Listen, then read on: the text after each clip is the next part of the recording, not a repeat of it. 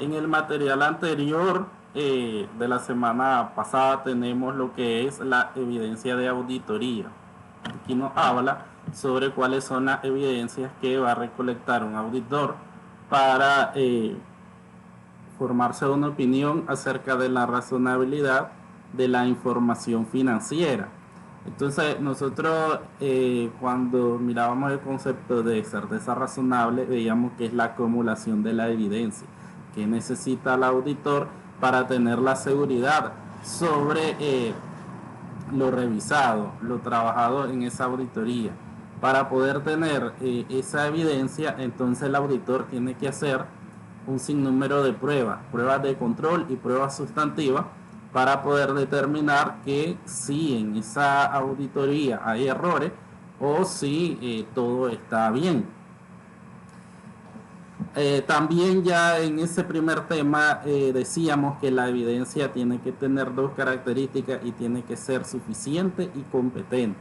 Suficiente en relación a la cantidad en el momento de que el auditor va a decidir cuánta evidencia él necesita para poder emitir una opinión, y también cuál es la calidad de esa evidencia, qué tan eh, buena es como para darme a mí la satisfacción sobre la revisión, por ejemplo, de una cuenta de los estados financieros. Aquí nos dice que el auditor debe obtener evidencia suficiente, apropiada de auditoría para poder extraer conclusiones razonables sobre las cuales basar la opinión. Por eso es que al final, ya en la etapa final, cuando el auditor emite la opinión en un dictamen de auditoría, es porque ya hizo todo un trabajo. Comenzando, ya sabemos que la auditoría empieza con la planeación de la auditoría, que es elaborar el plan. Por eso es que veíamos las clases anteriores y estaba el caso sobre la empresa es más que copiarse, porque esa es la etapa inicial de todo auditor, elaborar la planeación. Eh, ya hablando meramente del trabajo, una vez que vos te escogieron y ya firmaste un contrato, entonces viene esa primera parte. ¿Y qué nos decía? En esa primera parte, para elaborar la planeación, el auditor necesita los conocimientos generales acerca de la empresa.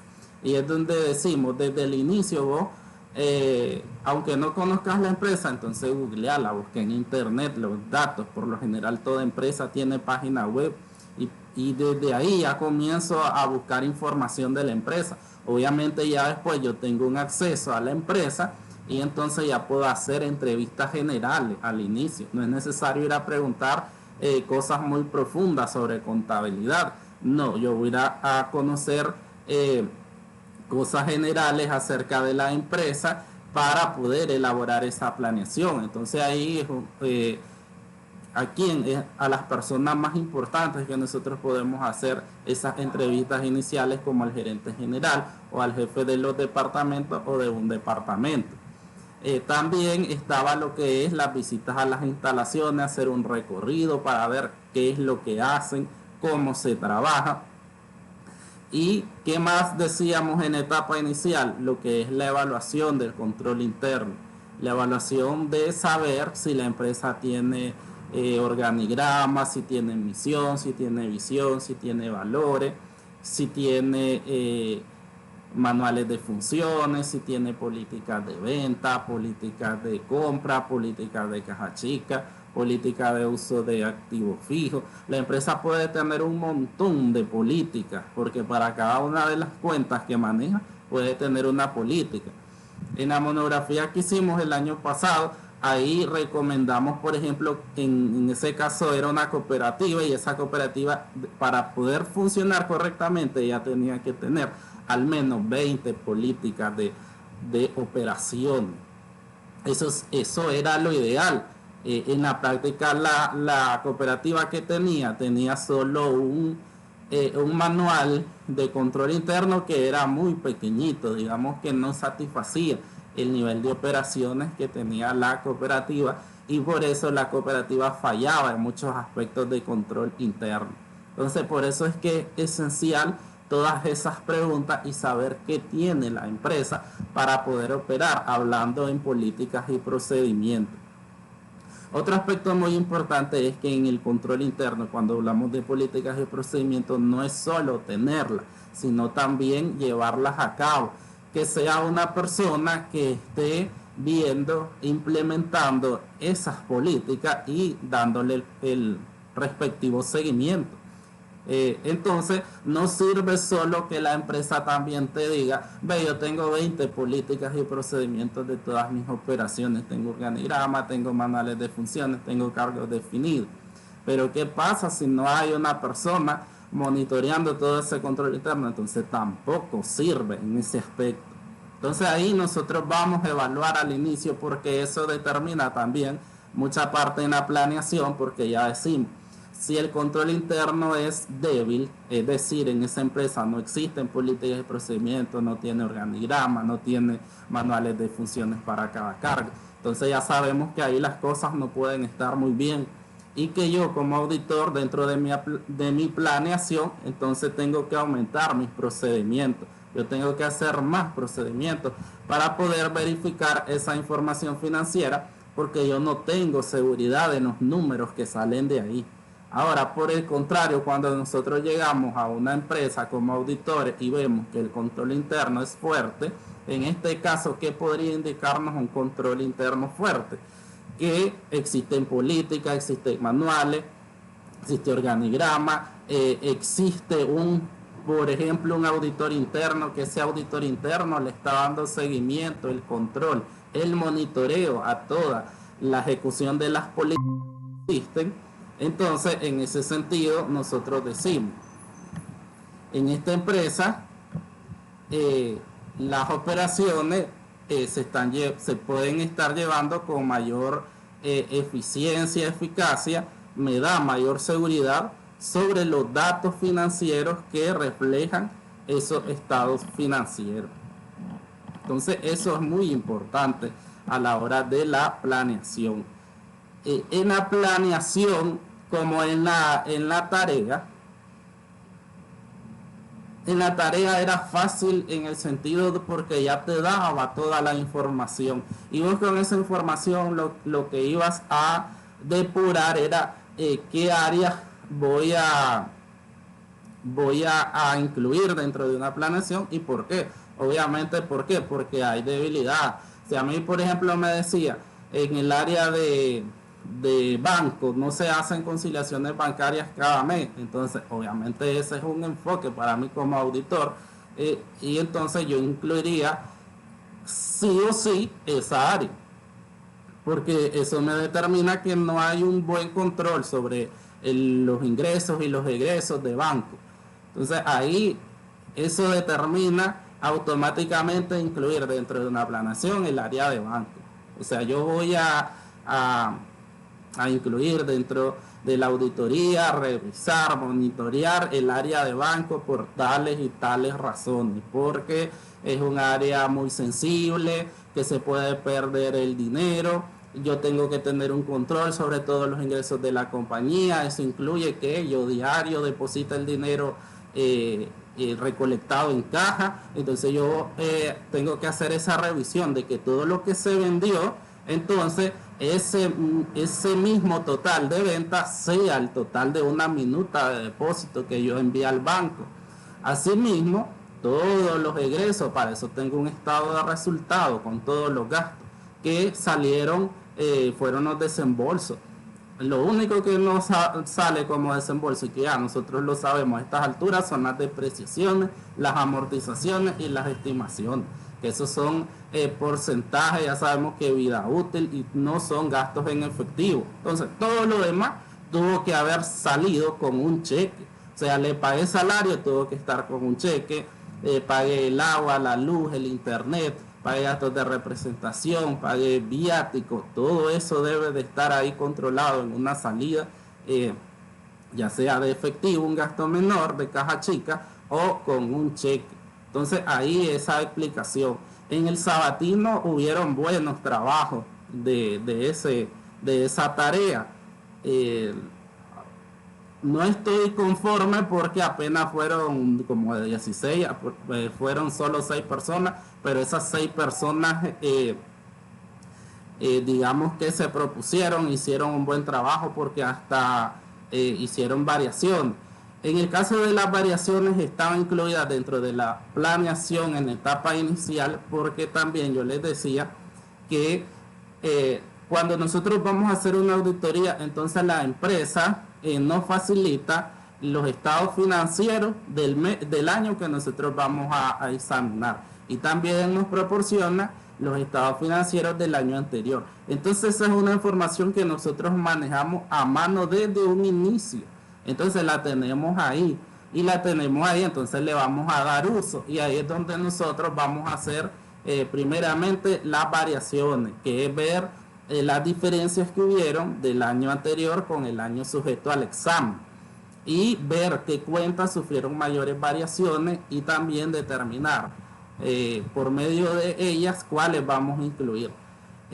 En el ejercicio en sí era completo, digamos, esa parte inicial, porque ahí nos daba entrevistas, resultados de auditorías anteriores, y además nos proporcionaba estados financieros. Entonces teníamos no solo deducir que voy a estudiar caja porque tiene problemas que yo recopilé en entrevistas, sino también porque puede que en la variación también me indique que hubo una variación significativa. Entonces yo tengo información recopilada, y también tengo mi parte de números que me puede confirmar a mí que lo que yo recopilé como información en entrevista o de otra forma, ahí me confirma, aquí confirmo que hay una variación, y que los problemas que me dicen tener en caja, entonces sí me confirma que la tengo que estudiar esa cuenta.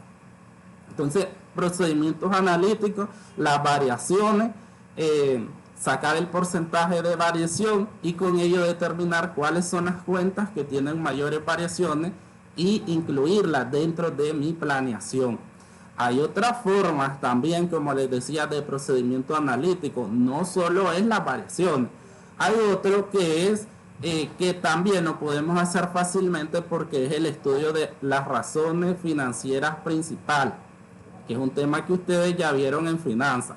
Entonces aquí yo tengo los estados financieros, y yo puedo hacer esas fórmulas de capital de trabajo, de la razón prueba ácida. Yo puedo hacer la razón de endeudamiento, la razón de rentabilidad. Entonces, todas esas fórmulas de razones financieras yo las puedo hacer porque tengo esos estados financieros, y ver cómo está la empresa financieramente. Y me imagino que ustedes también ya sabrán, porque están en Finanzas 2, saber cómo traducir el resultado de esa fórmula e indicarme a mí cómo está esa compañía. Entonces ese también es otro procedimiento analítico que yo lo puedo hacer porque tengo la información a mano. Un tercer procedimiento analítico que existe es cuando vos comparas a la empresa con la competencia, pero esto no es tan fácil porque ya sabemos que tu competencia casi nunca va a querer dar información por efectos de precio, de producto. Pero en el caso que un auditor tenga los estados financieros de una empresa que se dedica a lo mismo que vos, de tu mismo rubro, entonces ahí también puedes hacer las comparaciones. Entonces ese es más difícil porque casi nunca tenemos estados financieros de una empresa, porque por el sigilo de la información, pero si vos lo tenés, lo podés hacer. Es un procedimiento analítico. Los otros dos sí los podemos hacer porque tenemos la información a mano. Entonces los procedimientos analíticos también se incluyen dentro de la planeación. Y todos estos procedimientos que vos vas a incluir dentro de la planeación son los que a vos te van a permitir obtener toda la evidencia que vos necesitas para ya por último emitir tu opinión. Porque aquí nos dice y claramente, la evidencia de auditoría se obtiene de una mezcla apropiada de pruebas de control y procedimientos sustantivos. Entonces es todo lo que vos tenés que hacer para poder revisar esa información financiera. Y estas son las dos pruebas que puede hacer un auditor. Aquí, como un concepto, nos dice que la evidencia de auditoría significa la información obtenida por el auditor para llegar a las conclusiones sobre las que se basa su opinión. La evidencia comprende documentos fuentes, registros contables e información corroborativa de otras fuentes. Pruebas de control es lo que podemos hacer. ¿Son originales esa gorra, Tom? Hola, permítame.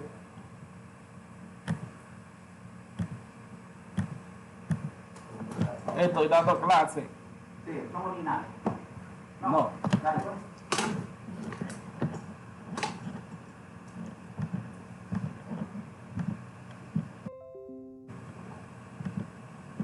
La evidencia, entonces, toda la información que necesitamos para poder basar la opinión. Y para obtener esa evidencia son dos cosas que puede hacer el auditor: las pruebas de control y los procedimientos sustantivos.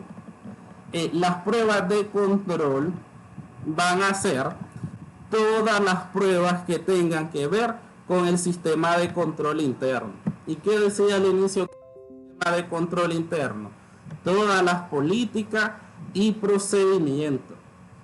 Entonces, aquí, por ejemplo, nosotros ustedes van a aprender a hacer lo que llamamos los cuestionarios de control interno, pero eso lo van a aprender en la clase de auditoría, porque el control interno se puede estudiar por tres técnicas, que son las narrativas, los diagramas y los cuestionarios. Esas son las tres técnicas que puede usar un auditor para evaluar el control interno. Pero ustedes van a ver que nosotros usamos más los cuestionarios. Los cuestionarios, digamos que es una forma fácil de estudiar el control interno, porque es por medio de preguntas que nosotros hacemos a la compañía, o a la administración, o al personal de la compañía, para saber qué tan fuerte o qué débil es el control interno. Y se usan los cuestionarios con preguntas cerradas, entonces es fácil evaluarlo, porque una respuesta positiva significa que el control interno está bien, y una respuesta negativa significa que hay debilidades o hay fallas en el control interno. Entonces ese cuestionario se puede hacer un cuestionario para generalidades de la empresa, y después un cuestionario para cada una de las áreas que vos vas a estudiar, porque yo les decía que en una planeación de auditoría, en el plan global vas a meter todas las áreas. Por ejemplo, si vos vas a incluir el efectivo caja y banco, cuentas por cobrar, inventario, activo fijo, los proveedores, gastos acumulados por pagar, el capital, los ingresos, los gastos. Vos decís, dentro del plan global, como el ejemplo que yo les daba el otro día, ahí incluís todas las áreas que vos vas a revisar. Pero después vos vas a dividir en áreas, vas a subdividir en áreas, porque les decía, cuando trabajamos en grupo de auditoría, entonces ahí vas dándole a un asistente 2 o 3 áreas, al otro, y vas dividiendo cómo se va a trabajar. Entonces cada área la tenés que abordar de forma específica en cuanto a qué procedimiento, qué pruebas de auditoría yo le voy a realizar. Por eso es que yo les decía, se hace un programa de auditoría para cada una de las áreas que incluiste dentro de la planeación global. Y a cada una de estas áreas vos aparte le vas a hacer un cuestionario de control interno, que, como les decía, son preguntas. Es como que en el efectivo caja y banco vos vas a preguntar: ¿existe un fondo de caja chica? ¿Quién es el responsable? Se tiene control sobre los desembolsos de la caja chica. Tiene cuentas bancarias la empresa. Se concilia mensualmente los bancos, y así sucesivamente. Vos vas haciendo un sinnúmero de preguntas para saber por medio de ellas que sí hay un buen control interno dentro de la empresa. Entonces, por ahí es que nosotros vamos a obtener esta evidencia de auditoría sobre el diseño del sistema de contabilidad y control interno, porque aquí también nos lleva a que podemos investigar acerca de qué sistema contable utiliza la empresa, que si el sistema contable está apto para las operaciones. Entonces, pero más que todo va en función del control interno. Y lo vamos a hacer por medio de los cuestionarios. Los procedimientos sustantivos es el otro tipo de pruebas que va a hacer el auditor. Entonces, las pruebas de control van sobre el control interno y los procedimientos sustantivos van sobre los estados financieros. Entonces ya eso es meramente sobre números y es para obtener esa evidencia acerca de errores que puedan existir en los estados financieros. Y aquí podemos hacer pruebas de detalle de transacciones y balances y los procedimientos analíticos que estábamos hablando. En la prueba de detalle de transacciones y balances es donde yo les decía que aquí vamos a incluir por ejemplo, las cédulas analíticas, cédulas subanalíticas, cédulas sumarias, hojas de trabajo. Aquí va todo el trabajo meramente de contabilidad. Van a participar en los arqueos sorpresivos, participar en las tomas físicas, hacer las confirmaciones de saldo con los proveedores, con los proveedores y con los clientes. También puedes hacerlas con el banco. Va toda la parte que tiene que ver con revisar la información contable y ver si hay representaciones erróneas.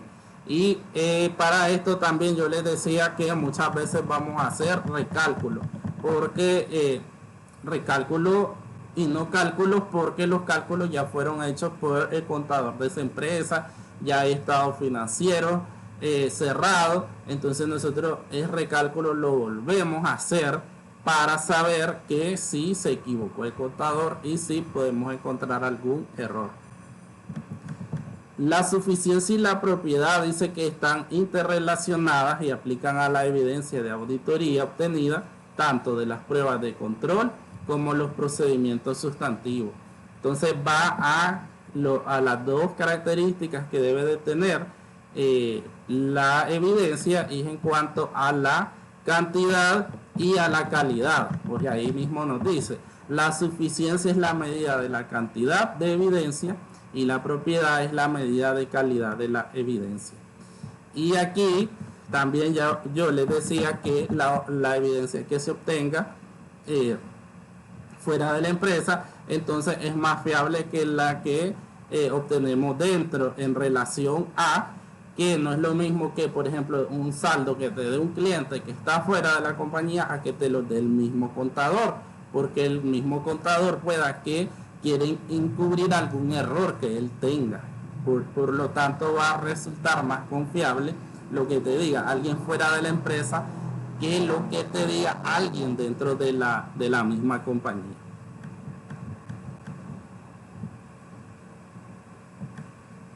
En relación a la suficiencia, que es una característica de la evidencia, dice que puede estar influenciada por factores como la evaluación de la naturaleza y el nivel de riesgo, tanto a nivel de estado financiero como a nivel de saldo de las cuentas, la naturaleza del sistema de contabilidad, de control interno y el riesgo de control, la importancia relativa de la partida, la experiencia ganada durante auditorías previas, resultado de procedimientos de auditoría y la fuente y confiabilidad de la información disponible.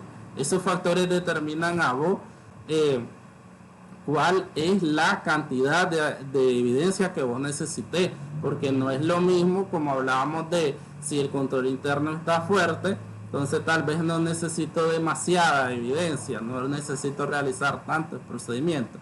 Lo contrario a que si el control interno es débil, entonces ahí yo necesito realizar más cantidad, obtener más cantidad de evidencia.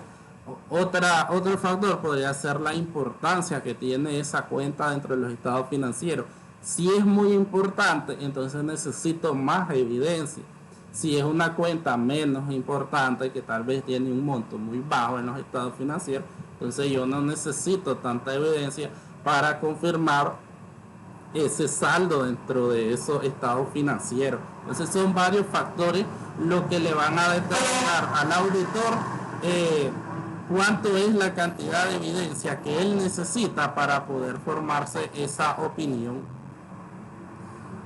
En lo que se refiere a los sistemas de contabilidad y de control interno, aquí lo que se busca es diseño y operación. Por eso les hablaba que no solo es que la empresa tenga un sinnúmero de políticas, que tenga manuales, que tenga organigramas con manuales de funciones. No solo es diseñar, no solo es tenerlo, también va a la parte de cómo opera, o sea, que se implemente y que además se monitoree. Por lo general, las empresas que tienen un auditor interno, entonces esa persona es la que tiene, digamos, esas funciones o esas responsabilidades en cuanto al cumplimiento de ese control interno. En otras empresas que no tienen auditor interno, entonces a veces recae en la administración y ahí resulta muchas veces un fallo porque la administración está enfocada en otras cosas y digamos no tiene el tiempo necesario, y ahí es donde se pierde lo que es el monitoreo y el seguimiento del control interno. Eso pasa muchas veces. Aquí nos dice que las aseveraciones de los estados financieros son aseveraciones de la administración que están incorporadas en los estados financieros. Entonces, ¿qué buscamos en la parte de procedimiento sustantivo en relación a qué es lo que evaluamos en los estados financieros? Aquí lo que evaluamos es la existencia, un activo o pasivo existe a una fecha dada, o sea, que todo lo que yo tenga contablemente existe.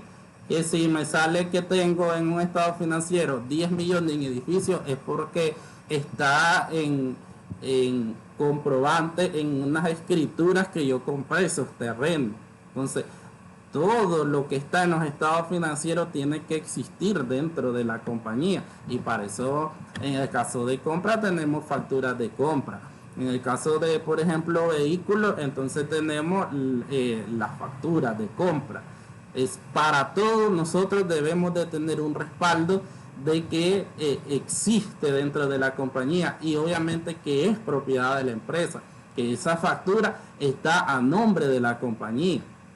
Igual los pasivos, que si la deuda que aparece de 100.000 córdobas al banco tal, es porque existe ese contrato de crédito. O sea, tiene que existir todo lo que está dentro de los estados financieros. Y para eso, siempre en la empresa hay un comprobante. Y si no existe ese comprobante, es porque no existe el activo o porque no existe el pasivo.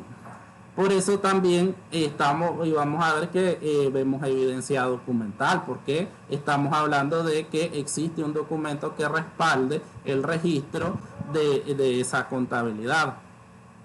Derechos y obligaciones, un activo o pasivo pertenece a la entidad en una fecha dada y es lo mismo. No vamos a ver el documento, pero que esté dentro de la fecha que lo contabilizamos. Pero lo que decía, que también esté a nombre de la empresa.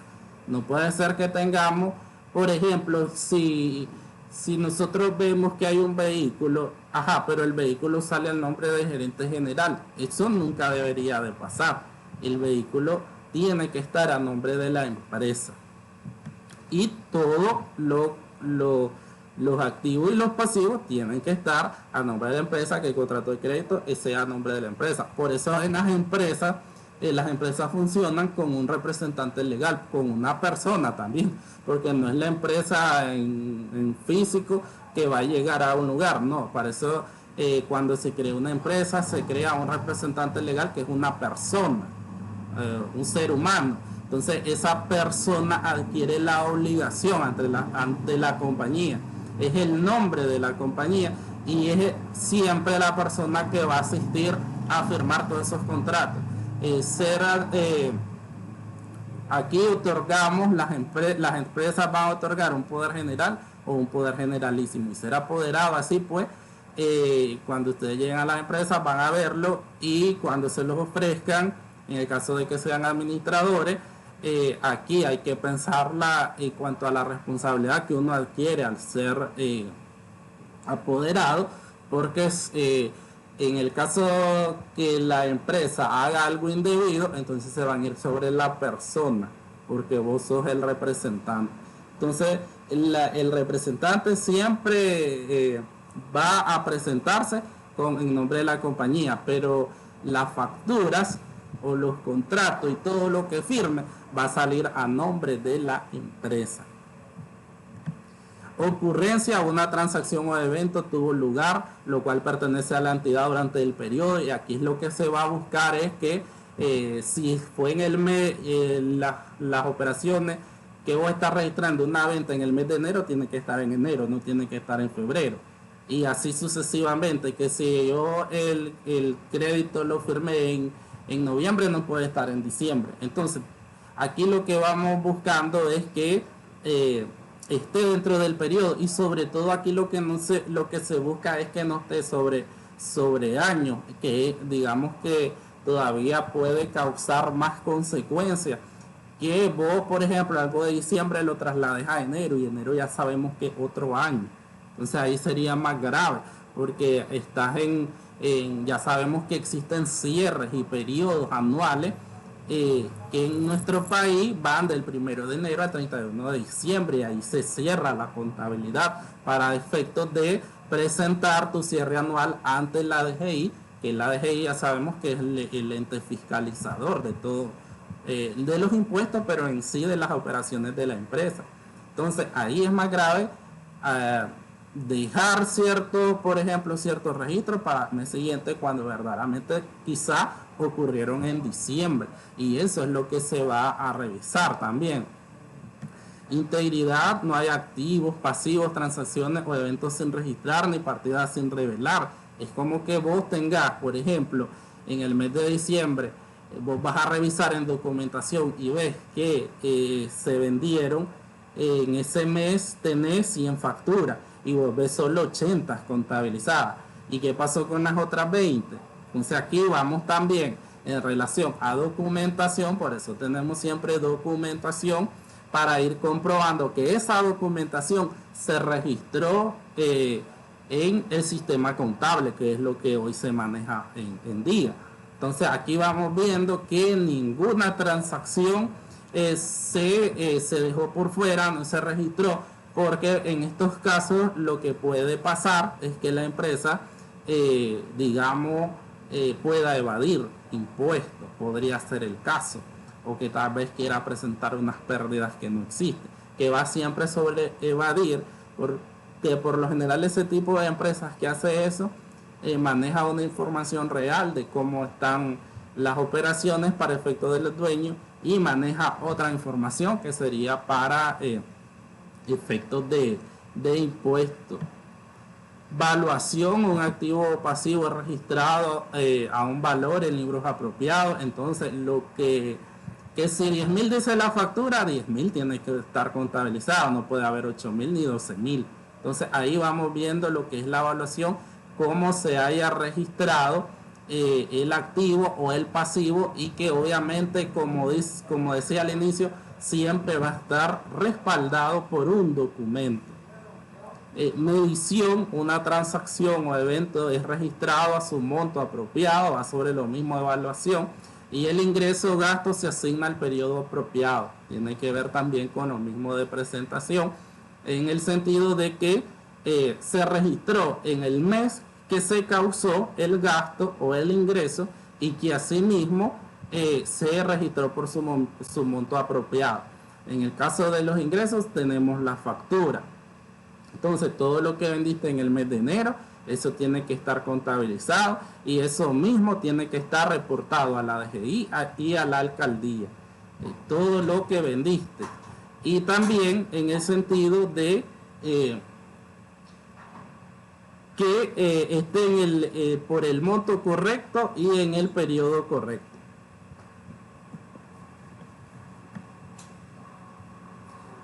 Como les decía que la confiabilidad de la evidencia se origina por dos fuentes, tenemos la interna y la externa, y por su naturaleza visual, documentaria o oral.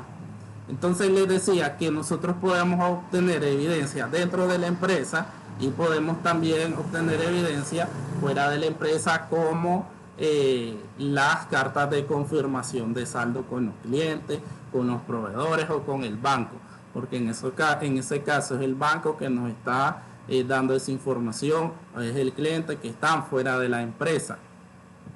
Y también dentro, porque ya sabemos que la principal fuente de información allí es la administración y la contabilidad. Y ahora podemos tener esta evidencia visual en el caso de que nosotros vayamos a observar los procesos, cómo se registra contablemente. Podemos participar en las tomas físicas, viendo o levantando algunos datos. Documentaria, que sería de la más importante, porque como decía, que todo registro debe de tener un comprobante, que es un documento. Y oral, en el caso de que nosotros vayamos a pedir información, en el caso de que hacemos las entrevistas, o en el caso de que nosotros encontramos algo y vamos a abordar a las personas para confirmar lo que nosotros encontramos. La evidencia de auditoría de fuentes externas, por ejemplo las confirmaciones, son más confiables que las generadas internamente. Lo que les decía al inicio, que es más satisfactorio, da más confianza que el cliente te confirme a que te confirme el mismo contador, porque el contador podría ahí estar ocultando algunas cosas y seguirte diciendo está bueno, está bueno, está bueno. Entonces ahí, por eso siempre lo que te diga alguien fuera es más confiable que lo que te diga dentro de la empresa.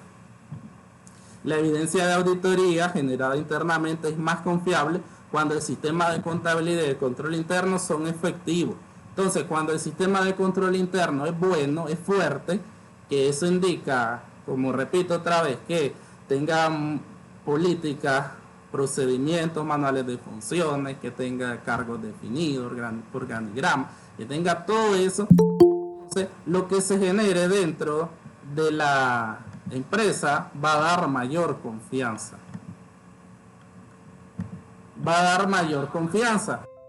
Y entonces daría menos confianza, obviamente, que ese control interno está débil y que no exista nada de eso. La evidencia de auditoría obtenida directamente por el auditor es más confiable que la obtenida de la empresa. Entonces, por eso es que, por ejemplo, hacemos los procedimientos analíticos para poder analizar cómo está la empresa.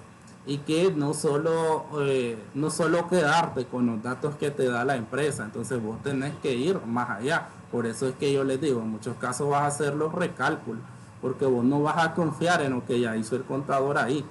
En el caso de conciliaciones bancarias, por ejemplo, les decía, ahí vamos a hacer el recálculo, las vamos a volver a hacer. En el caso de las planillas, las vamos a volver a hacer para confirmar que esté bien, porque no nos vamos a quedar con lo que diga el contador de esa empresa. Y la evidencia de auditoría en forma de documentos y representaciones escritas es más confiable que la oral.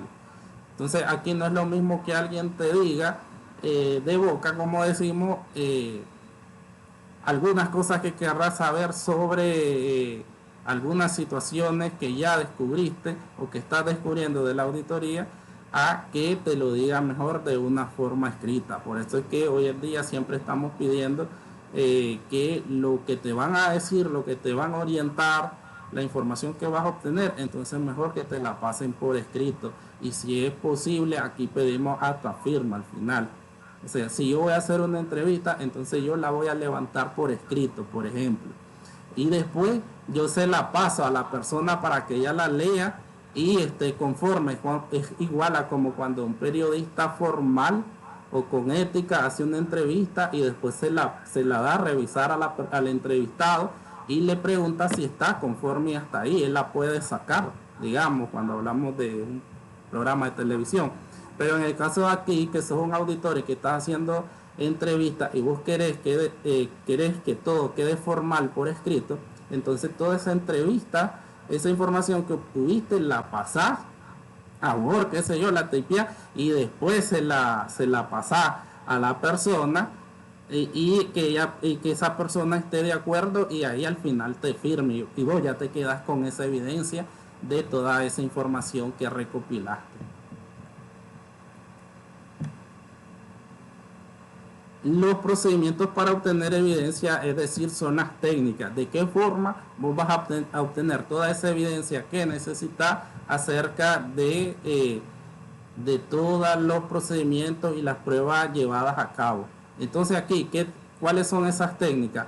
Nos dice la inspección, la observación, la investigación, confirmación, procedimientos de cómputo y analítico. La primera es la inspección. Consiste en examinar registros, documentos o activos tangibles. Entonces aquí viene más sobre lo que es documentación, porque les decía, yo siempre les he dicho que las oficinas están llenas de documentos y que de todos esos documentos es donde se dan los registros contables. El contador lo que va a registrar son documentos. Primero se tiene que originar el documento y después vos contabilizás ese documento. Si vos no tenés documento, vos no podés contabilizar. Entonces, por eso el auditor va a estar revisando todo lo que está, por ejemplo, en el sistema contable computarizado y de ahí va a decidir qué documentos va a revisar. Y yo les he explicado que las auditorías funcionan, que se les da una oficina y desde esa oficina ellos están pidiendo. Por ejemplo, si van a revisar cheques, entonces ellos mandan una remisión al contador y solicitándole, quiero ver el cheque 10, 20, 30, 40, 50, o sea, esa numeración. Ahí se piden los documentos, porque siempre hablamos que en empresas donde hay mucha documentación, entonces vos lo haces por muestreo, pero igual, esa cantidad de documentos que vas solicitando, lo vas haciendo de manera formal para que ya el contador lo busque y te los proporcione. Y siempre estamos hablando de documentos. O sea, al final digamos que una auditoría no puede obviar la revisión de documentos, porque los documentos son la clave de lo que está contablemente. Y como decían, que buscamos en el estado financiero, que existan, que esté el registro en la fecha, en el periodo, con el monto correcto. Y eso que te lo va a dar la revisión de esos documentos. La otra técnica es la observación, y eso consiste en mirar un proceso o un procedimiento siendo desempeñados por otro. Aquí vos vas a acompañar, por ejemplo, al contador en lo que es la toma física del inventario. Entonces ahí es observar cómo se da el conteo de todo el producto que se tiene en bodega. Pero ahí también el auditor puede ir tomando datos, entonces puede ir ejerciendo dos técnicas a la misma vez, no solo una. También aquí yo les decía que el auditor puede acompañar al contador de la empresa en los archivos sorpresivos, igual está observando. Aquí podemos poner un ejemplo de auditoría operativa cuando el auditor va a ver cómo funcionan los cajeros de los bancos y ahí va a estar observando durante un tiempo determinado que si el auditor cómo atiende al cliente, que si cumple con el tiempo estipulado para cada cliente, porque tienen un tiempo ahí mínimo para atender a cada cliente. Entonces vos estás observando y viendo cómo trabaja, cómo se maneja el proceso y a ver si se cumple o no se cumple. Tenemos la investigación, que consiste en buscar información de personas enteradas dentro o fuera de la entidad, investigaciones formales por escrito, hasta investigaciones orales. Entonces aquí viene, como decía, las entrevistas que pueden ser en el sentido cuando vos ya descubriste algo o vas descubriendo ciertas situaciones dentro de la empresa y necesitas abordar a cierto funcionario. Entonces ahí viene la parte de investigar.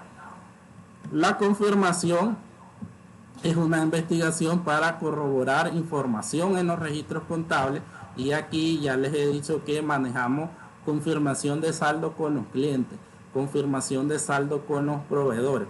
Para esto ustedes van a ver que existe un machote, una carta ejemplo de cómo mandar a confirmar un saldo con el cliente o con el proveedor.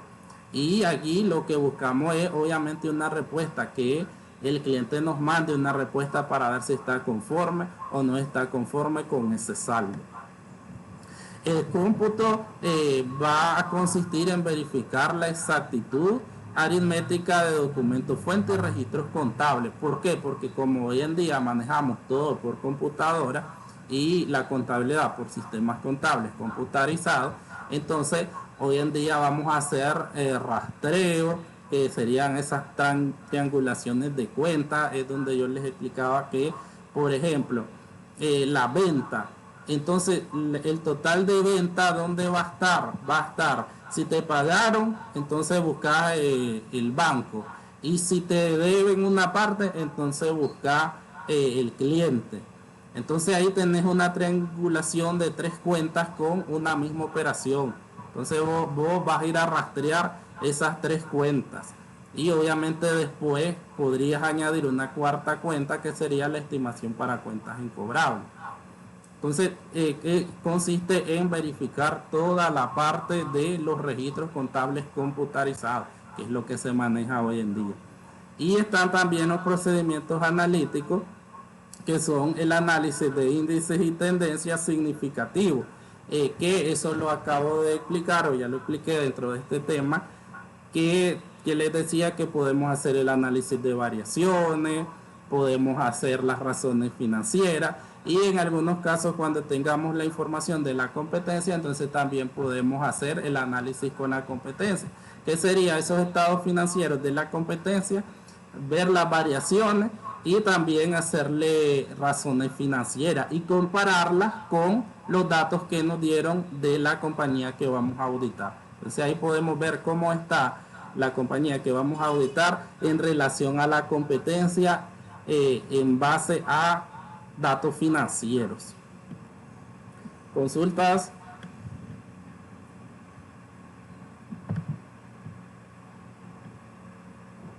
No, profe. Todo claro, profe. Vamos a seguir. Vamos a ver el fraude y error, que es la NIA 240.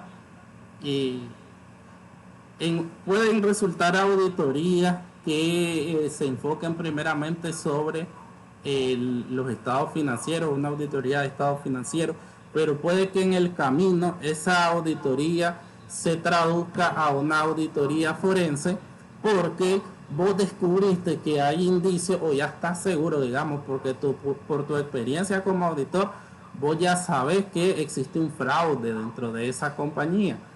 Entonces vos ahí vas a proponer continuar con la auditoría, y ya puede enfocarse en una auditoría forense, que sería ir a ver por qué se originó ese fraude, saber cómo fue todo el manejo del fraude, y asimismo cuáles son las consecuencias de ese fraude para la empresa, porque ahí ya sabemos que se traduce en una pérdida para la empresa. Entonces, determinar cuánto es la cantidad de la pérdida, quiénes son los involucrados dentro de ese fraude. Entonces, por lo general, muchas veces se parte de una auditoría de estado financiero normal y después se cae una auditoría sobre fraude.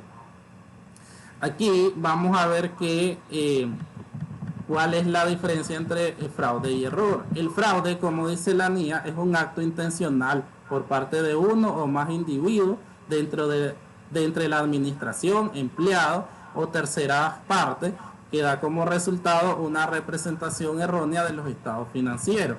Y el error se refiere a equivocaciones no intencionales en los estados financieros. Entonces, esa es la gran diferencia entre fraude y error. El fraude lleva una intención, en este caso es de perjudicar a la empresa. Y el error se refiere a que no lleva ninguna intención, es un error y todos nos podemos equivocar, partimos de eso. Cualquiera se puede equivocar y no lleva ninguna intención de provocar un daño sobre la compañía. Como aquí nos dice que el fraude puede implicar manipulación, falsificación, alteración de registros o documentos, malversación de activos, supresión o omisión de efectos de transacciones, registro de transacciones sin sustancia y mala aplicación de políticas contables. Obviamente esa mala aplicación de políticas contables que origina un fraude es porque alguien la hizo adrede, por eso es que lleva esa intención, porque ya no es un error, sino que esa mala aplicación fue producto de cómo cubrir ese fraude. O sea, la persona va a estar buscando cómo ver que ese dinero no se sacó para robo, pero en ese momento él comete una mala aplicación de políticas contables porque no va a poder de una forma fácil engañar por medio de ese registro contable. En el caso del error, entonces aquí lo que podemos ver son equivocaciones matemáticas o de oficina en los registros subyacentes y datos confiables, omisión o mala interpretación de hechos y mala aplicación de políticas contables. Porque si vemos aquí, lo que quería hacer énfasis es que mala aplicación de políticas contables sale en los dos, pero lo que quería dejar claro es que en el fraude esa mala aplicación se debió a que la persona lo planeó de esa forma, mientras que en el error tal vez podría ser que el contador aquí sería una persona que no está apta o se equivocó, digamos, en un registro contable. Entonces aquí se equivocó sin ninguna intención en el error, pero en el fraude se equivocó porque la persona planeó equivocarse, porque lo hizo adrede. En el caso del fraude, la responsabilidad por la prevención y detección de fraude descansa en la administración. O sea, aquí nada tiene que ver el auditor, porque es la administración de esa empresa la que debe tener un buen control interno, la que debe dar el seguimiento, la que debe estar pendiente de todos sus trabajadores, y entonces es la que es la responsable por la prevención y detección de ese fraude. Aquí lo que dice es que los sistemas de contabilidad y de control interno, aunque sean adecuados, no eliminan la posibilidad de fraude y error. Porque decimos, si el control interno es bueno, es fuerte, hay política, hay procedimientos, hay manuales de funciones para cada cargo, hay jerarquía dentro de la empresa. Y eso decís vos, sí, es confiable, aquí se llevan las cosas bien, los registros contables me dan mayor confianza, pero jamás se va a tener un 100% de seguridad de que no exista fraude, porque en el fraude pueden ser varias personas dentro de la ejecución de ese fraude, y por lo general siempre está uno de cargo inferior y uno de más alto cargo dentro de la empresa. Entonces, por mucho que vos tengas divididas las responsabilidades o que tus operaciones sean controladas por varias personas, si esas varias personas se ponen de acuerdo para cometer el fraude, entonces no hay forma de poder decir que no existe un fraude dentro de una empresa, o decir nunca va a existir un fraude en esta empresa. Entonces, en cualquier momento esas personas se ponen de acuerdo y cometen el fraude. El auditor no es ni puede ser hecho responsable de la prevención de fraude y error. El hecho de que se lleve a cabo una auditoría anual, sin embargo, actúa como un aminoramiento. Como decía, la responsable es la administración, y el auditor simplemente va a revisar, y obviamente en ese trabajo de revisión él puede detectar un fraude. Y por eso es que van a existir las auditorías anuales, las auditorías externas. Entonces eso hace que la compañía esté ahí revisando cada año las operaciones, y posiblemente eso le ayude en el sistema de que cualquier error la auditoría lo encuentre y obviamente se le dé seguimiento. Entonces por eso es que dice aquí, es un aminoramiento, porque te va a ayudar a tener controlada tus operaciones.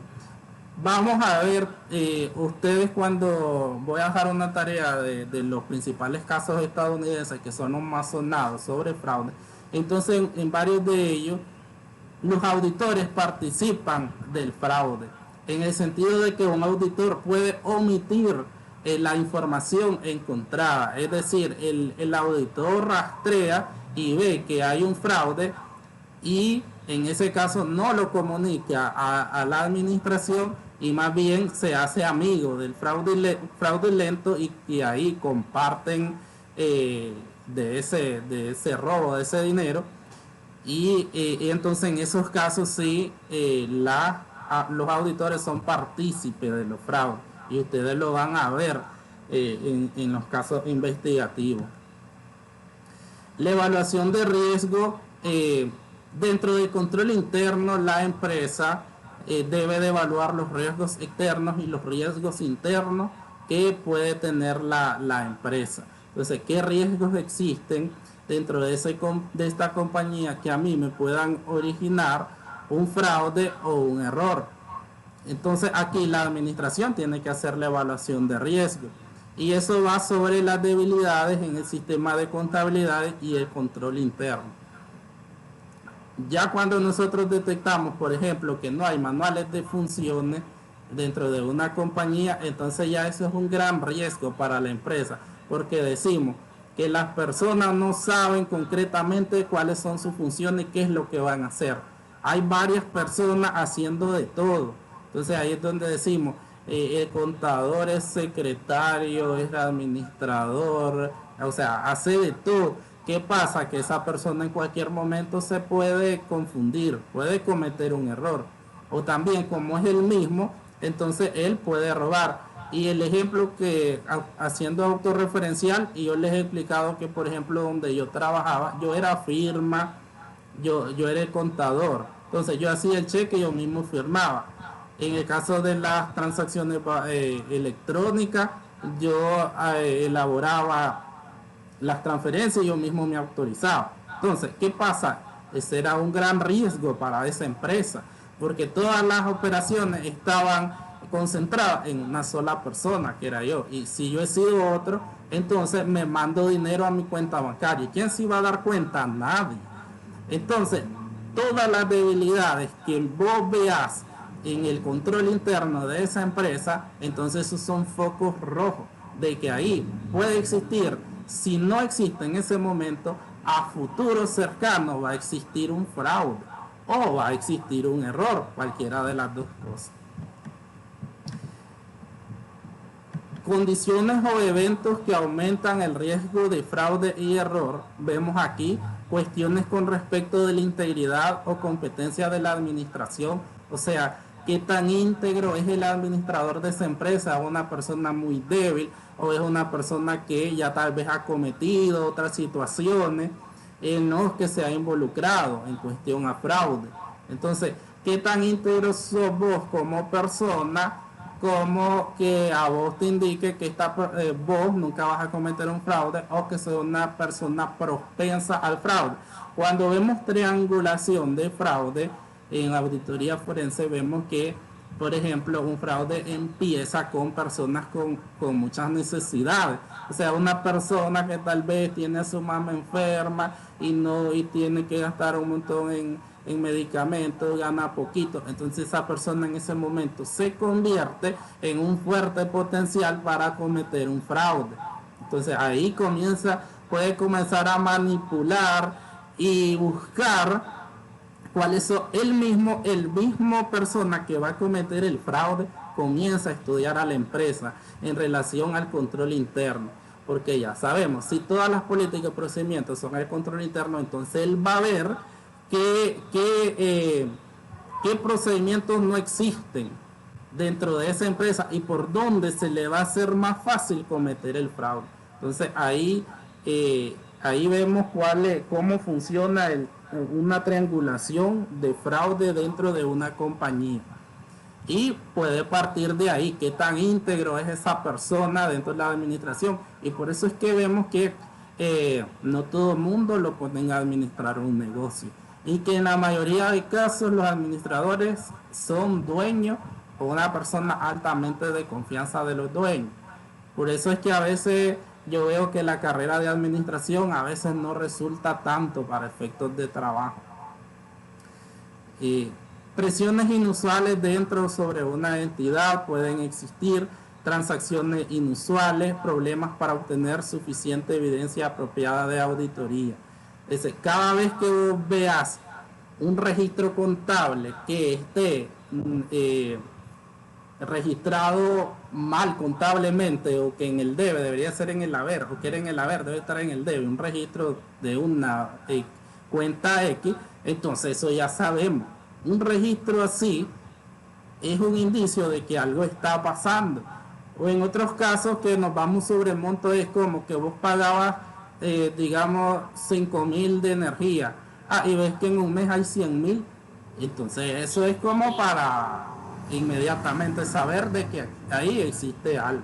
Entonces cada vez que veas una de estas operaciones inusuales, entonces un foco rojo. Presiones inusuales podría ser cuando hay administradores, por ejemplo, que están, digamos que un administrador está presionado por obtener una utilidad del tanto por ciento este año. Los socios lo tienen presionado. Entonces ese hombre, por la misma presión, entonces puede hacer cualquier cosa para obtener esa rentabilidad. Y allí puede cometer un error o puede cometer un fraude sobre la empresa.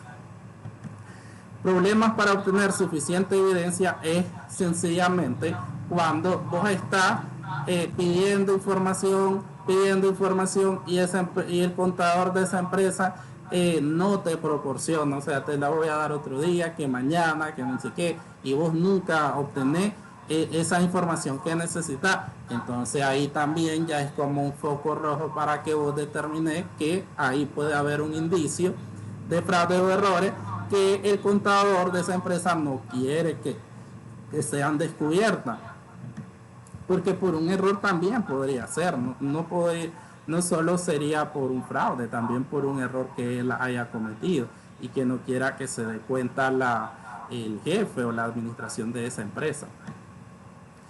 En lo que se refiere a la detección, nos dice que el auditor debe diseñar procedimientos de auditoría para obtener certeza razonable de que son detectadas las representaciones erróneas que surgen de fraude y error. El auditor buscará evidencia apropiada de auditoría de que no han ocurrido fraude y error que puedan ser de importancia para los estados financieros. O sea, porque aquí lo que te quiere decir también es que puede existir un error pequeñito y que eso no va a tener gran relevancia ni sobre la persona que lo hizo ni sobre los estados financieros. Y ese error simplemente nosotros lo corregimos por un ajuste. Aquí vos también lo que vas a determinar es cuál es la importancia de ese error, qué importancia relativa tiene sobre los estados financieros. Y es lo que se traduce como qué tanto va a cambiar un estado financiero un error. De ahí es la importancia que le vamos a dar a él.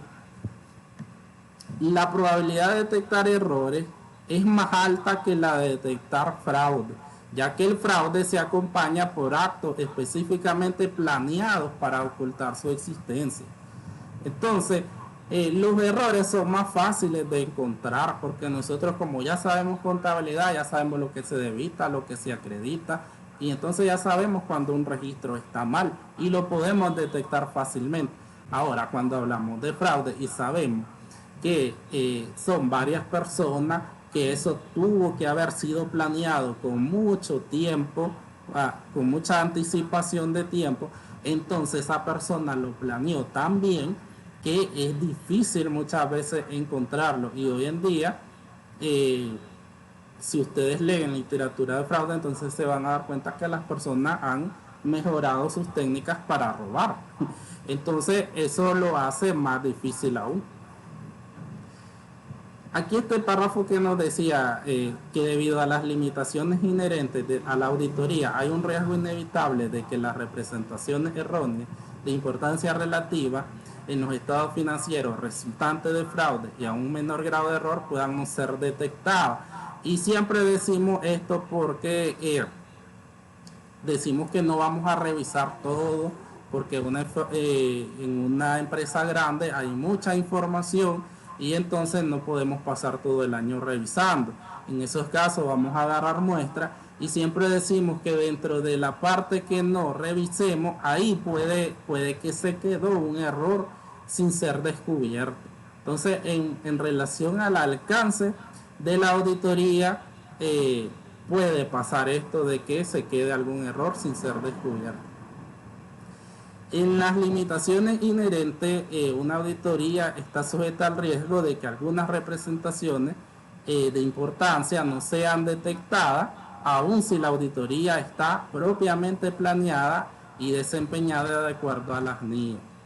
El riesgo de no detectar representaciones erróneas de fraude es más alto que el riesgo de no detectar una representación de error.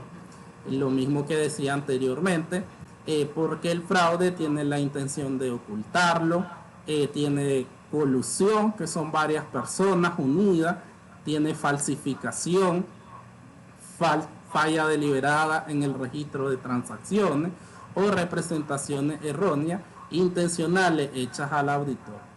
A menos que la auditoría revele evidencia, el auditor tiene derecho a aceptar las representaciones como verdaderas y los registros y documentos como genuinos. O sea, es como en tu muestra, podría pasar que vos revisaste y que era mucha información, tomaste una muestra y entonces en toda tu muestra todo está bien. Y vos, ¿qué vas a dar? Vas a dar una opinión positiva, que todo está bien. Pero si después se descubre que hay un error sobre la información, puede resultar eso, que se descubre un error posteriormente sobre lo que vos no revisaste. Procedimientos cuando hay indicación que puede existir fraude o error.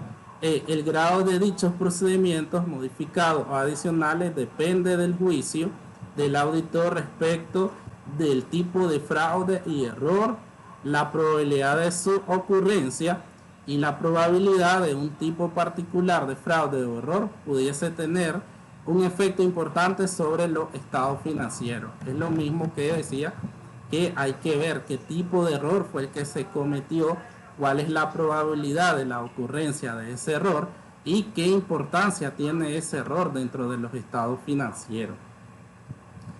El desempeño de procedimientos modificados adicionales ordinariamente haría posible para el auditor confirmar o desechar una sospecha de fraude o error. Cuando la sospecha de fraude no es desechada por los resultados de los procedimientos modificados, el auditor debería discutir el asunto con la administración y considerar si el asunto ha sido reflejado o corregido. El auditor debe considerar el posible impacto sobre el dictamen.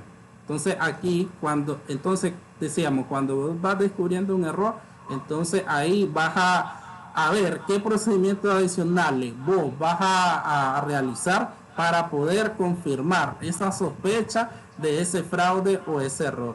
Y cuando, como dice acá, que vos no deseché la idea de que existe un fraude sobre esa empresa, entonces se lo tenés que comunicar a la administración para ver qué es lo que se va a hacer. Porque como les decía al inicio, una auditoría de estado financiero original se puede traducir después en una auditoría ya forense sobre el fraude. El reporte de fraude y error se debe hacer a la administración. El auditor debe comunicar los resultados actuales a la administración tan pronto como sea factible. Si el auditor sospecha que puede existir fraude, aun si el efecto potencial no sea de importancia relativa y realmente se encuentra que existe fraude o error importante. Entonces, en los dos casos, el auditor debe de comunicar a la administración la ocurrencia sobre la sospecha de que existe el fraude o ya él está confirmado sobre de que sí existe el fraude en esa empresa o ese error. A los usuarios del dictamen del auditor sobre los estados financieros, si el auditor concluye que el fraude tiene un efecto de importancia relativa en los estados financieros y no ha sido reflejado o corregido en forma apropiada, en los estados financieros el auditor debe expresar una opinión calificada o una opinión adversa. Entonces, en estos casos, el auditor dice que el fraude en esa empresa tiene un efecto importante sobre los estados financieros, pero la empresa no lo corrige en los estados financieros. Entonces ahí el auditor va a ver qué tipo de opinión él va a decir sobre esa empresa, que aquí podría dar una opinión adversa, porque no está conforme con lo que hizo la empresa. Si la empresa impide al auditor que obtenga suficiente evidencia apropiada de auditoría para evaluar si ha ocurrido, es probable que ocurra un fraude y que ese error pueda tener importancia relativa, el auditor debe expresar una opinión calificada o una abstención de opinión sobre los estados financieros. Y es el caso que ya tenés la sospecha de que existe el fraude y vos querés seguir investigando, pero ahí ves que la empresa en ese momento no te da la información que vos necesitas. En esos casos el auditor puede dar una abstención de opinión, o sea, no se puede emitir una opinión acerca de la información de esa empresa. Y si el auditor no puede determinar si ha ocurrido fraude o error a causa de las limitaciones impuestas por las circunstancias y no por la empresa, el auditor debe considerar el efecto sobre el dictamen, sobre su dictamen. Entonces, ya cuando vos encontrás un fraude o un error, entonces eso ya cambia, o ya sí cambia la forma en que vos vas a emitir la opinión de esa información financiera. Entonces aquí te puede llevar a que vos des una opinión negativa sobre esos estados financieros o que te abstengas de opinar según las circunstancias que se den. El deber de confidencialidad del auditor le impediría el reportar fraude o error a una tercera parte. Sin embargo, en ciertas circunstancias el deber de confidencialidad es sobrepasado por el estatuto, la ley o las cortes de justicia. En algunos países se requiere al auditor que reporte fraude o error de las instituciones financieras a las supervisoras. Este caso es como que vos estés auditando la empresa y ves que no declaró todos los ingresos a la DGI. Entonces, aquí tu confidencialidad se determina en que esa información vos la manejes y que se la podrías comunicar a la empresa, o no perdés la confidencialidad diciéndole a la DGI que esa empresa está cometiendo ese delito. Entonces, como dice aquí, hay algunos países que se requiere que el auditor reporte el fraude o el error a esa institución. Digamos, aquí en Nicaragua no existe de ley que vos lo comuniques, pero ahí sería perdés la confidencialidad, perdés la ética, entran en juego muchos detalles, que si lo vas a hacer o no lo vas a hacer.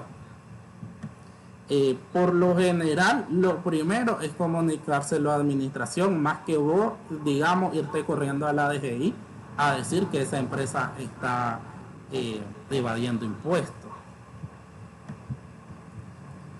En lo que se refiere al retiro del trabajo, el auditor puede concluir que el retiro del trabajo es necesario cuando la entidad no toma las acciones de remedio respecto del fraude, que el auditor considera necesaria en las circunstancias, aun cuando el fraude no sea de importancia relativa. O sea, aquí también el auditor se puede retirar cuando la empresa no le dé importancia al fraude, porque yo les decía desde el inicio que en lo que es intención, colusión, son varias personas y por lo general hay una de alto rango que puede ser el administrador y puede ser otra persona de menor rango.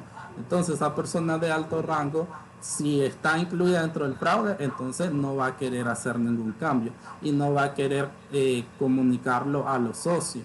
Entonces, en ese sentido, digamos que el auditor se va a sentir como de manos atadas, que no puede hacer nada, y entonces también su trabajo no tiene el efecto que sería lo recomendable de ver de qué forma se va a manejar ese error o ese fraude. Entonces es como que vos no estás haciendo nada ahí.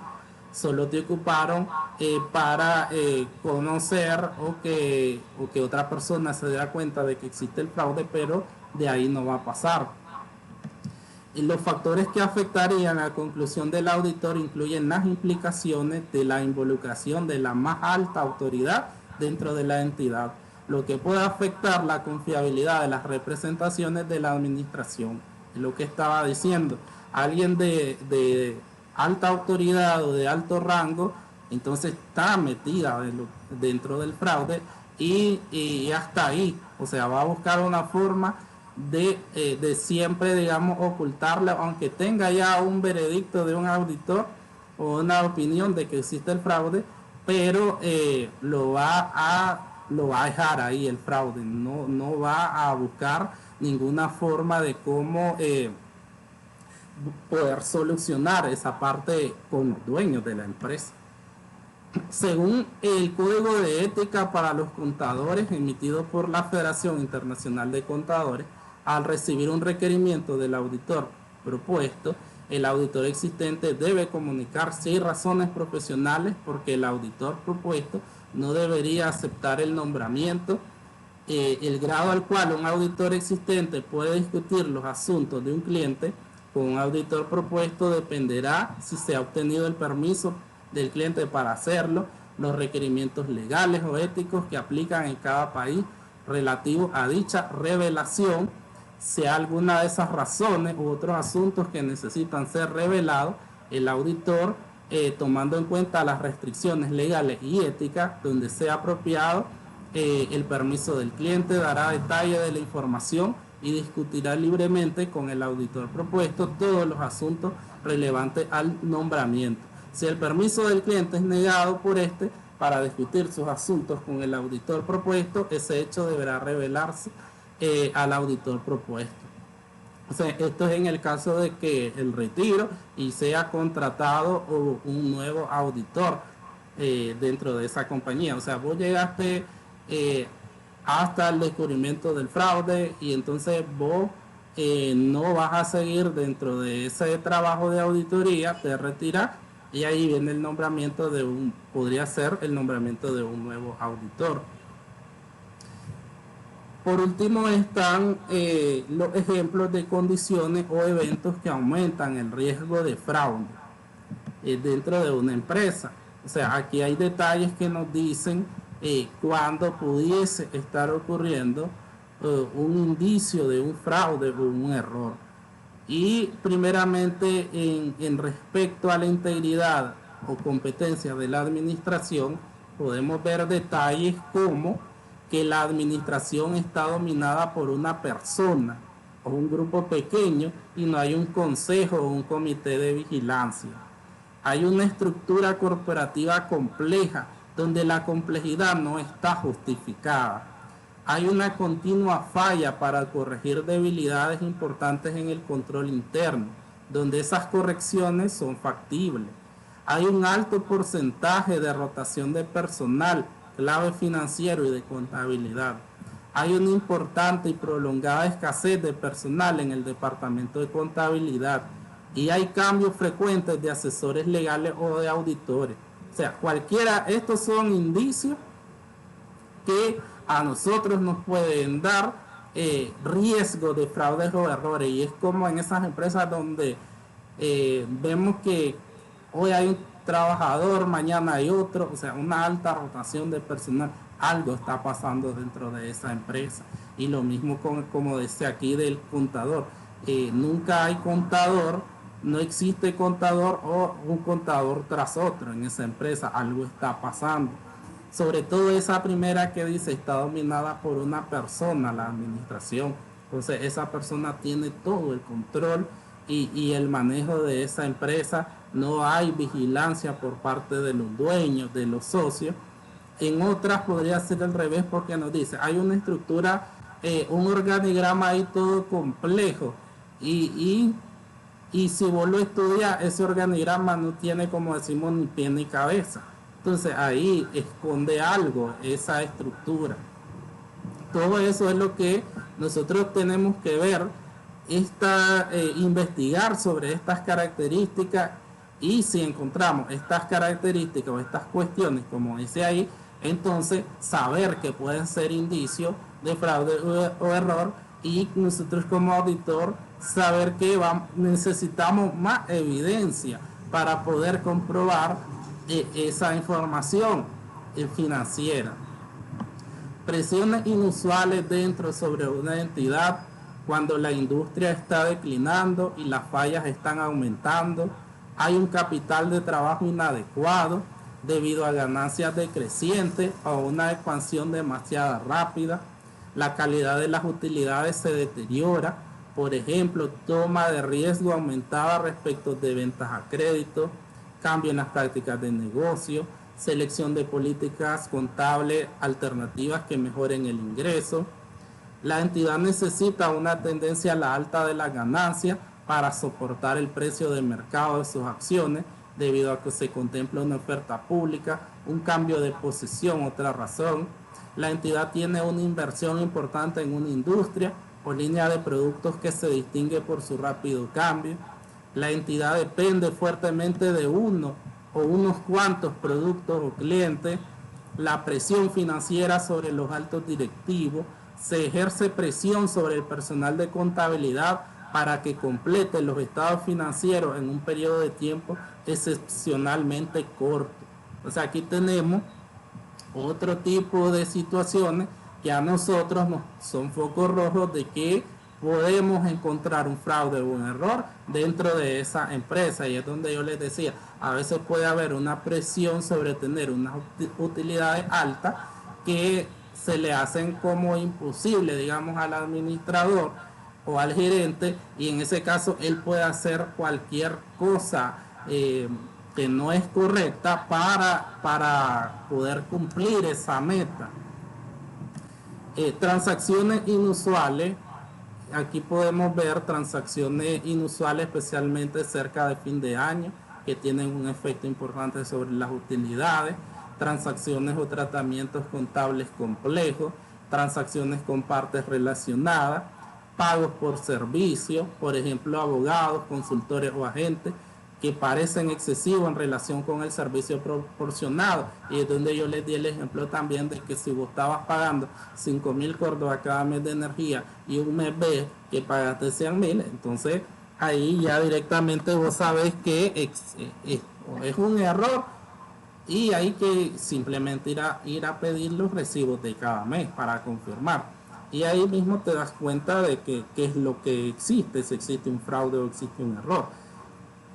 Pero aquí, a través de las transacciones inusuales, nosotros podemos ver que existe el error o existe un indicio de un fraude.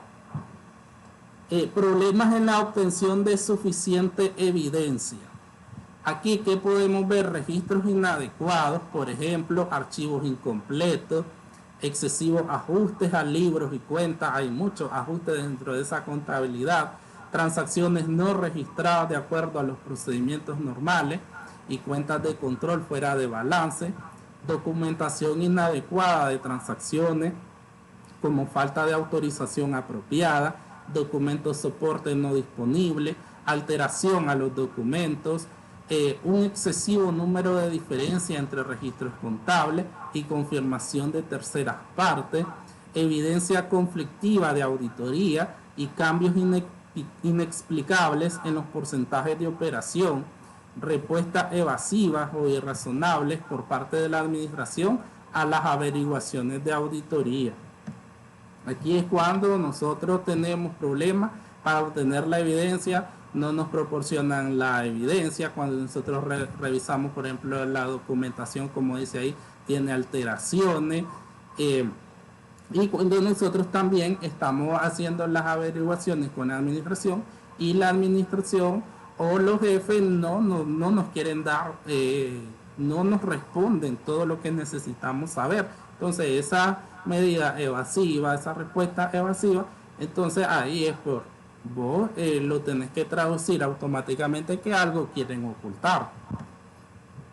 Algunos factores exclusivos de un entorno de sistema de información por computadora que se relacionan con las condiciones y eventos descritos. Aquí podemos ver incapacidad de extraer información de los archivos de computadora debido a falta y obsolescencia de documentación de los contenidos de registro o de programa, gran número de cambios de programas que no están documentados, aprobados y puestos a prueba, balance global inadecuado de transacciones de computadora y bases de datos con las cuentas financieras. Entonces aquí nos lleva a ciertas fallas que existan en lo que es el registro contable computarizado. Entonces ahí también nosotros vemos fallas en el sistema contable y eso nos indica a nosotros de que puede haber indicios de errores y fraudes en esa información contable. Consultas.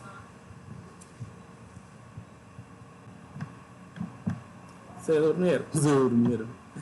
Ya son las 11. No, profe, no. No hay consulta todavía.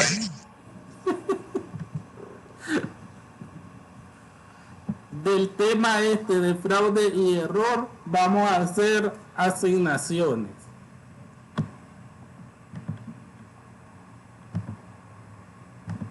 De falso y verdadero.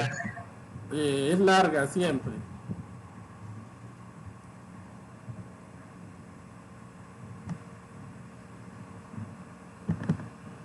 Como siempre es larga la tarea. No es la 8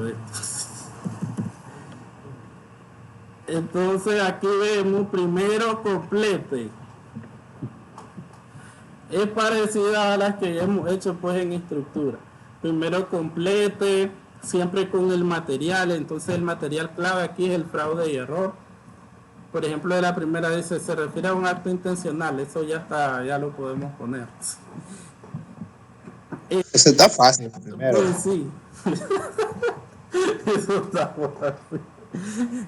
La 2 dice, indique si las siguientes afirmaciones son verdaderas o falsas, a lo que a ustedes les gusta. Si el auditor, ejemplo, la primera, si el auditor concluye que el fraude o error tiene un efecto de importancia relativa sobre los estados financieros y no ha sido reflejado o corregido en forma apropiada en los estados financieros, el auditor debería expresar una opinión limpia. Entonces ahí ustedes indican si es verdadera o falsa. Después en la 3 dice, explique brevemente. El riesgo de no detectar representaciones erróneas resultantes de fraude es más alto que el riesgo de no detectar una representación errónea resultante de un error. Explique el porqué de esto. Eso está en el material. ¿Cuál es la diferencia entre fraude y error? De al menos un ejemplo de un fraude y un ejemplo de un error. ¿Cuál es la responsabilidad de la administración y la del auditor en la detección y prevención del fraude y error? Eso está en el material. Además de debilidades en el diseño del sistema de contabilidad y control interno y del no cumplimiento con controles internos identificados, existen condiciones o eventos que aumentan el riesgo de fraude y error. Mencione cuáles son estas condiciones y dé 2 ejemplos para cada una. Entonces aquí lo que está de último, que es lo que estaba leyendo, entonces ahí ustedes enumeran las condiciones y den 2 ejemplos de uno. ¿Oyeron? Sí, profe. Si hay un niño, sí hay un niño. Y, La de niñera, Ángel. y hay casos también, ya vieron, es larga. Dice, lea analíticamente y desarrolle. Que los dejemos en blanco, dice. El primer... Ah, Se cambió de look la Angie. De veras. No le miren la foto. No. Yo no veo la foto. Entonces, ¿dónde? En el número 4 dice, lea analíticamente y desarrolle. El tesorero de la empresa era quien hacía al mismo tiempo la conciliación bancaria. No, el tesorero hacía la conciliación. No había separación de funciones, grave error. Cuando va el auditor, ve que en las conciliaciones bancarias había partidas pendientes de antigua data. Las partidas pendientes deben seguirse. Un cheque, si un proveedor no lo cobra hoy y lo cobra el mes siguiente, se va a limpiar en la conciliación bancaria. El auditor encontró que había un cheque de 1.000 pesos que decía 1.060 pesos. El tesorero que cobraba el cheque, él para pagarle al proveedor hacía el cheque por 1.060 centavos. Una vez que estaba firmado con la factura, lo pasaba a la firma de 2 apoderados. Cuando el cheque regresaba firmado, le modificaba la palabra 1 por 11 y quedaba 11.060 pesos. El auditor vio que estaba pendiente un cheque de 11.060 y otro de 1.060. Fuimos al banco, pedimos fotocopia de los cheques y se constató la irregularidad. Los de 11.060 habían sido adulterados. Se inició causa penal, pero el hombre ya se había fugado a Brasil. La conciliación bancaria es un elemento de control, pero como lo hacía él mismo, después de un tiempo hacía el asiento de ajuste y limpiaba los cheques. El B dice que la persona preparaba el listado de sueldo y dentro del listado tenía que descontar los anticipos de vacaciones. Él hacía una primera tirada y no descontaba los anticipos. Ese listado de sueldo que iba al banco, él se lo hacía firmar a 2 apoderados. Cuando le venían firmado, él sustituía el listado anterior y el listado sí venía para pagar sueldos por 100.000 pesos. Luego él le descontaba a las personas el anticipo por vacaciones y se lo depositaba en su propia cuenta. No emitía el listado que correspondía con el descuento del anticipo de vacaciones. Esto surgió auditando la conciliación bancaria y la conciliación de la cuenta sueldo. Conteste lo siguiente. Las situaciones anteriores se refieren a errores o fraude. ¿Qué procedimiento aplicaría en cada situación usted como auditor para evitar que ocurran en otros trabajos de auditoría? ¿Quién es la persona responsable de evitar fraudes y errores? ¿Cuál es la responsabilidad del auditor?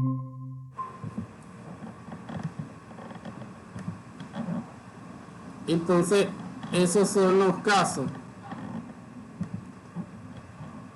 Esos son los casitos que están. Por último, ustedes van a preparar una pequeña exposición.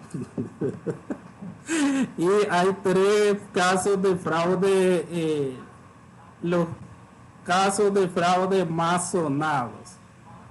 Entonces necesito que se armen 3 grupos y que escojan uno de estos para el próximo día.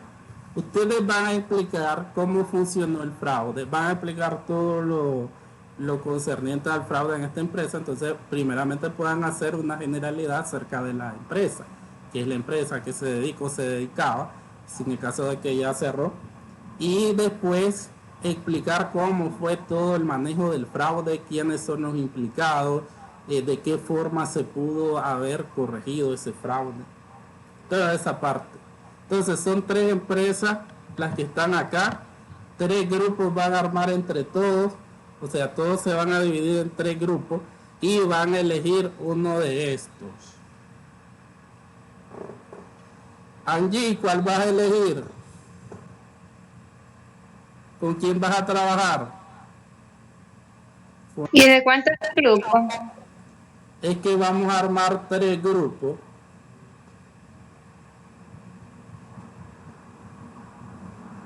Tienen que haber 3 grupos.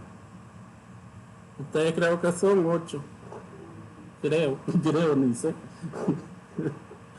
¿Pero eso es exposición, profe, o es así, trabajarlo virtualmente? No, solo exposición.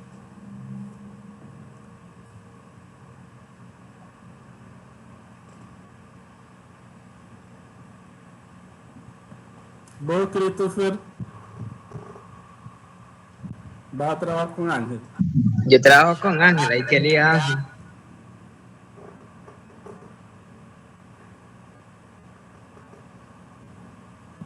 Ángel. De esas 3, profe, voy a elegir de esas 3 empresas. Sí, Vamos a trabajar con la segunda. está bien.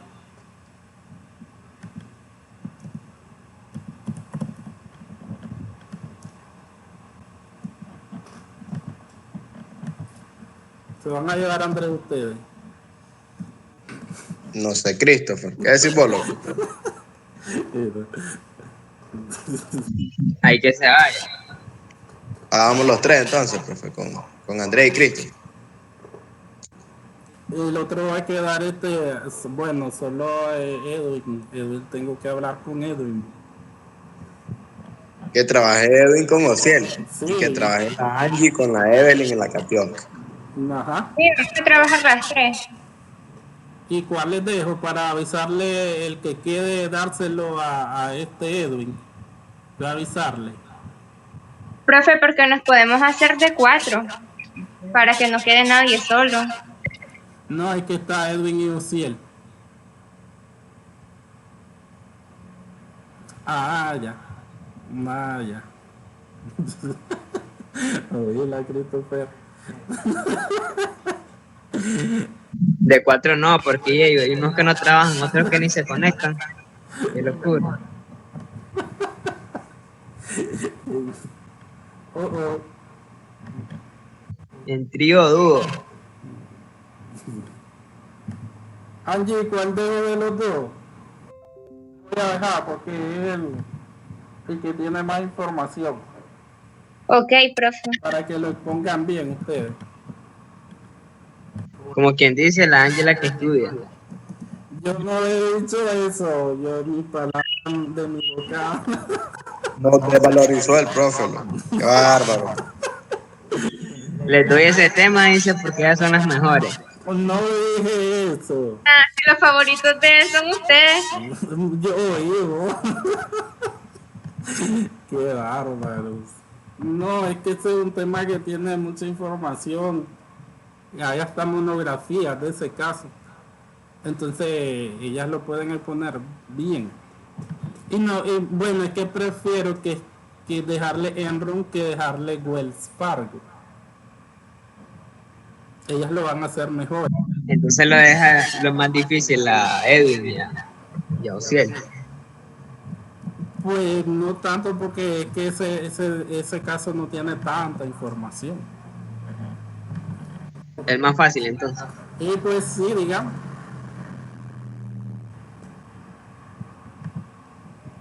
Entonces ahí van a quedar los grupos.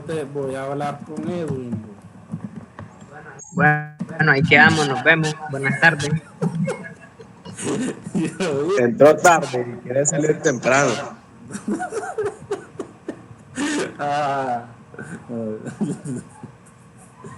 Entonces, recuerden que la actividad de aprendizaje va a quedar hasta el jueves, de todos modos. Entonces ya pueden ver algunos aspectos de esta, ¿vieron? Y con respecto a profe, ¿cuándo sería? El mismo jueves. Con respecto a las notas del examen, Ya están en la clase.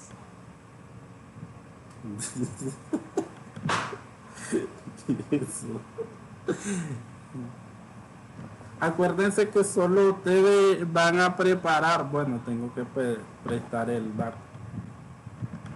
Van a preparar, preparen unas cuantas diapositivas y ponen todo cómo fue el fraude en esas compañías, porque son fraudes corporativos, que están incluidos los contadores, en varios están incluidos los auditores. Entonces ustedes van a explicar en sí cómo funcionó el fraude. mucho está pidiendo ya.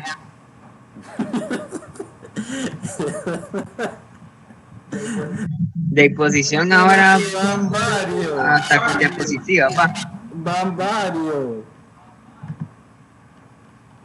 Uno se encarga de material, otro de diapositiva. Dentro de 15 días, entonces. No.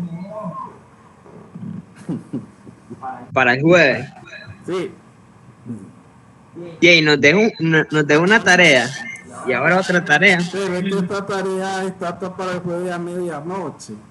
Y el jueves la podemos ver cualquier cosa en la clase. O sea, en la clase la hacemos. Oigan él. Así mismo. Porque estudiar para la exposición. Yo no sé cómo ponen. A cuaderno abierto, dice. Así hemos puesto.